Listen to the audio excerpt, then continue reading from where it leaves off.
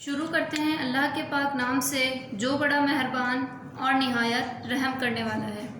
السلام علیکم پیارے بچوں، میں ہوں آپ کی ٹیچر شاہ ولی اللہ اسکول سے۔ کیسے ہیں آپ سب؟ امید کرتی ہوں کہ سب خیریت سے ہوں گے۔ پیارے بچوں، کیا آپ جانتے ہیں قربانی ہم پر کیسے فرض ہوئی؟ سب سے پہلے قربانی کس نے کی؟ آج میں آپ کو حضرت ابراہیم علیہ السلام کی قربانی کا واقعہ بتاتی ہوں۔ پیارے بچوں، حضرت ابراہیم علیہ السلام کو خلیل اللہ بھی کہا جاتا ہے، یعنی اللہ کا دوست۔ بچوں، حضرت ابراہیم علیہ السلام پر بہت سے امتحان آئے۔ ان امتحانوں میں سے ایک یہ امتحان بھی بڑا عظیم الشان ہے کہ جب حضرت اسماعیل علیہ السلام 12 برس کے ہوئے تو حضرت ابراہیم علیہ السلام نے 8 ذی الحج کی رات کو خواب دیکھا کہ کوئی کہتا ہے ابراہیم قربانی کرو۔ آپ جاگ اٹھے اور سوچنے لگے کہ یہ خواب ہے یا خیال۔ دوسری رات کو پھر وہی خواب دیکھا تو آپ سمجھ گئے کہ یہ خواب ہے، خیال نہیں ہے، اور اللہ تعالیٰ کی طرف سے قربانی کرنے کا حکم ہے۔ اور اللہ تعالیٰ کا یہی حکم ہے کہ اپنے بیٹے اسماعیل کو ہم پر قربان کیجیے۔ پیارے بچوں، اسی وجہ سے 10 ذی الحج کو یوم نحر کہتے ہیں، یعنی قربانی کا دن۔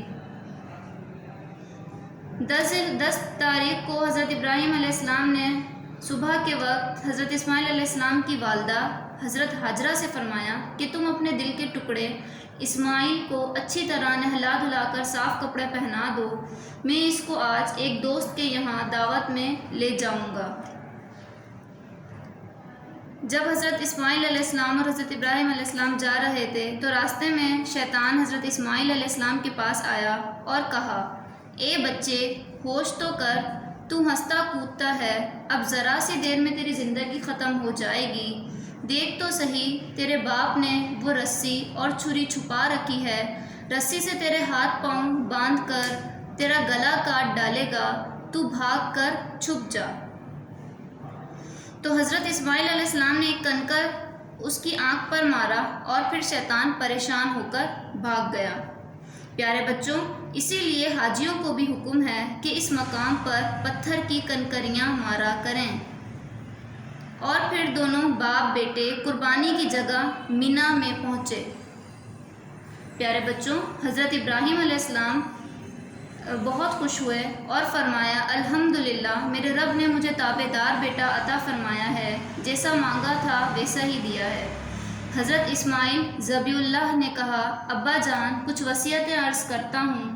ایک یہ کہ میرے ہاتھ پاؤں باندھیں کہ ذبح کرتے وقت میرے تڑپنے سے خون کی چھینٹوں سے آپ کے کپڑے خراب نہ ہوں، اور میری پیاری امی جان کو میرا سلام بھی کہہ دیجیے گا، اور یہ بھی کہہ دیجیے گا کہ میں نے اسماعیل کو ایک بہت بڑے عظیم الشان دوست کے پاس چھوڑ دیا ہے۔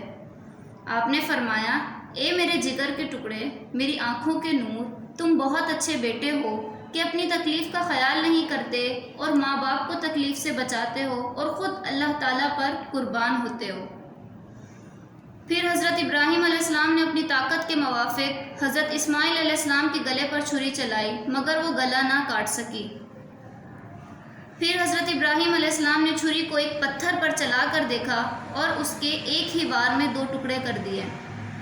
آپ نے فرمایا، اے چھری، تو پتھر کو کاٹتی ہے اور گوشت کو نہیں کاٹتی، تجھ پر افسوس ہے۔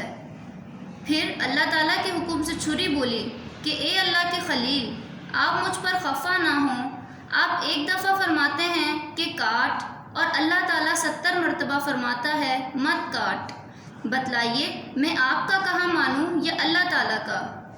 اور پھر امتحان ختم ہو چکا تھا اور اسی وقت اللہ تعالیٰ نے فرمایا، اے ابراہیم، شاباش، ہم نے تم کو خواب میں ایک حکم دیا، تم نے اس کو پورا کر دیا۔